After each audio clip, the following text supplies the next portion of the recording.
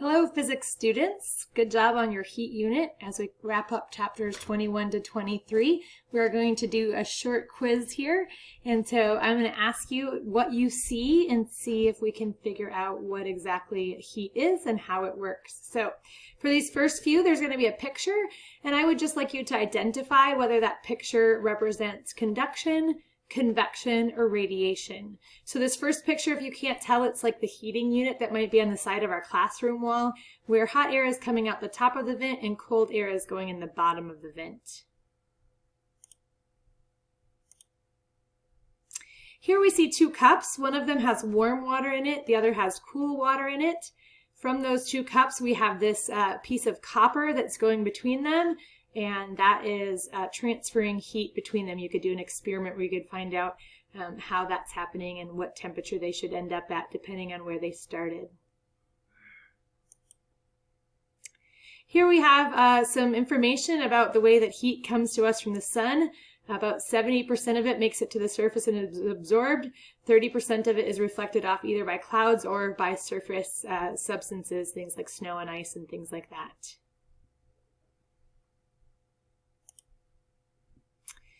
This is what you would see if you were looking through heat goggles. They use infrared technology. So infrared is heat that's given off from a person in infrared radiation.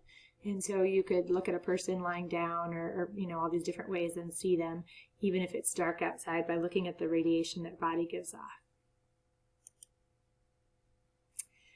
This picture is trying to give you the idea that somebody's holding a metal rod. They're putting the end of that metal rod in a candle, and that's not going to be a good choice for them for real long.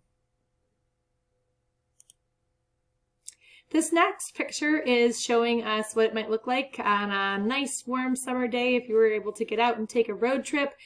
Sometimes you might see that shimmer appearance at a distance on a really hot day on the road. That's the air moving because of the heating of the air. And the heat is being transferred in this way.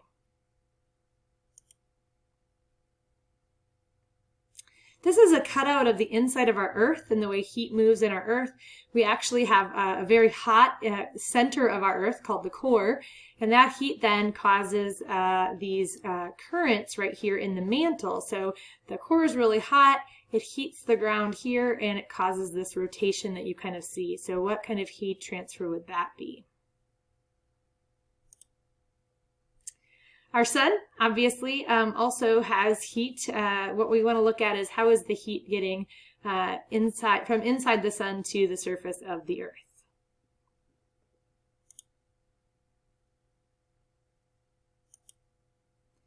Here we have again, another kind of room with a heater in the corner of the room. This is a radiator, it's called, and a radiator actually pumps warm air through its tubes from a central place in the house, and then that thing is hot and that heats the whole room. This might be what you drank from this morning, a cup of coffee that you heated up in the microwave. How is a microwave transferring heat to your coffee? This is a place you can't go right now because unfortunately Yellowstone is closed for the coronavirus outbreak. But if you were to go there, you could see geysers, and the geysers look like they are definitely transferring heat to the atmosphere around them, as you can see here. Seniors, you may have experienced these heat lamps. We talked about them in class last week. If you want to go get brunch on a chilly morning downtown Milwaukee, or if you're waiting on the train at the train station for the train to come pick you up in Winter, Colorado, either way you might see these things that are going to heat the area around you. Okay, that's going to wrap it up for this section where you're choosing which kind of heat transfer is occurring. Now I have some questions, and for these you're just going to choose the letter that you would like. So in which of these four containers would you see, if you can't see J really well, it's behind my picture kind of, it is a container that has a solid block in it. Which of these containers is unable to transfer heat by convection? We've got chlorine, the gas, water, the liquid, air, the gas, and then we've got, I think it's aluminum, the solid is J.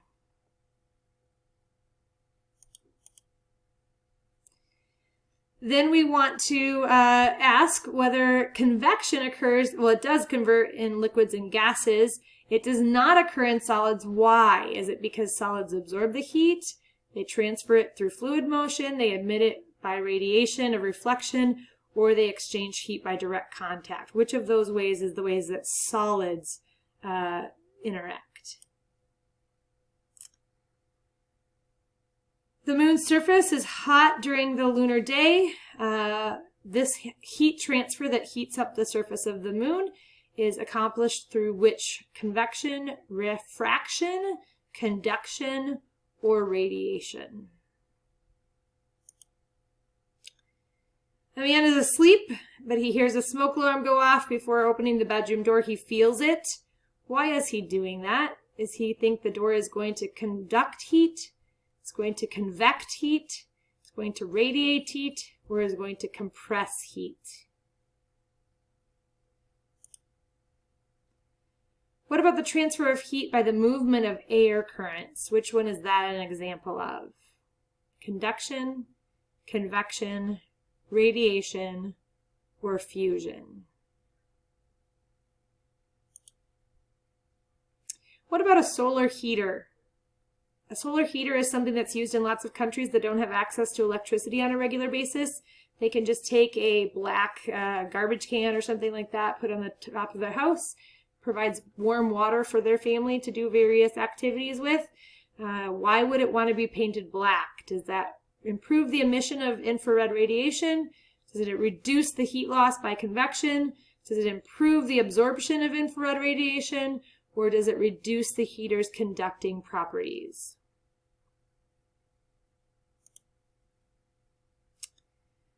Which of the following is an example of solar energy being converted to chemical energy? So solar energy turns into chemical energy. In which situation? Plants producing sugar during the day, water evaporating and condensing, the sun heating the Earth's surface unevenly, or lava coming out of a volcano. Which of those is an example of solar energy converting to chemical energy? We've got two different containers. They have their initial and final temperatures marked. They're both filled with 0.5 liters of water. After they were allowed to cool for 3 minutes, this is what we have. P went down to 83 degrees. Q went down to 76 degrees. What can we say about container Q and container P? Container P is better at conducting, absorbing, radiating, or insulating. What is container P better at? Which process best shows the conversion of solar energy to chemical energy? So solar energy to chemical energy. Wind spinning a windmill, green plants making their own food, uranium making heat to produce steam, or tides generating electricity. So we want to start with solar energy and we want to go to chemical energy. An inventor makes an internal combustion energy that takes 100 kilojoules of chemical energy and converts it to 140 kilojoules of mechanical energy. Which law does this break? We started with 100 kilojoules. We ended with 140 kilojoules.